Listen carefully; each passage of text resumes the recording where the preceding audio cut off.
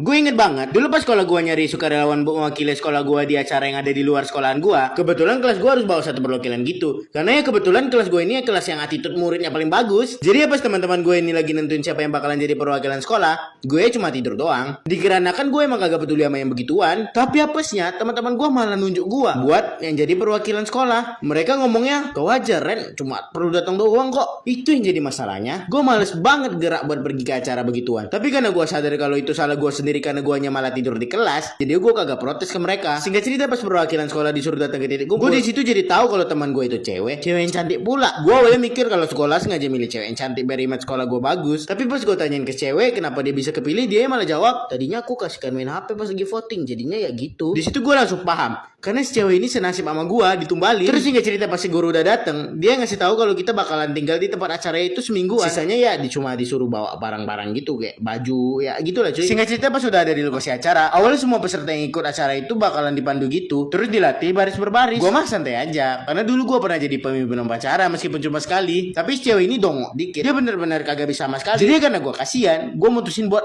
ntar ngajarin dia khusus habis acara atau pelatihan ini selesai di malamnya. Tapi di luar ekspektasi pas sudah malam, rupanya gue sama si cewek ini nginep di satu kamar hotel, berduaan pula. Jadi ya gue telepon guru yang ngurus keberangkatan gue sama si cewek. Gue tanyain lah kenapa kamarnya cuma satu. Terus gurunya bilang karena dana sekolah cuma segitu. Jadi gue terpaksa nerima harus berduaan sama cewek secantik dia. Gue takut kalau ntar gue tiba-tiba jadi liar dan mengganas, terus tiba-tiba gue kena kasus kan. Jadi pas mau tidur, gue mutusin buat tidur di kursi. Tapi si cewek itu malah ngomong ke gue, mau di kasur juga lah Ren, empuk loh. Terus dia nepok-nepok kasur gitu. Jadi ya mau kagak mau, gue nurutin apa yang diomongin. Tapi gue tetap jaga-jaga dengan batasin dia sama gue pakai bantal gitu. Terus pas di pagi hari, gue kan bangun duluan tuh. Gue lupa kalau gue ini tidurnya rusuh banget. Pas gue bangun, gue sadar kalau gue lagi pelukan sama si cewek. Karena si cewek ini masih tidur, karena pas itu masih jam 4 pagi. Jadi gue mutusin buat ngelepasin diri dari dia pelan-pelan supaya dia kagak kebangun. Tapi apesnya dia malah ngeratin pelukan dia ke gue. Jadi gue mutusin buat bangunin dia. Karena gue pikir kagak mungkin lah gue diem-diem sama dia soal beginian doang untuk 5 hari ke depan. Gue bangunin dia jadi ya. Oh ini bangun kocak, sholat.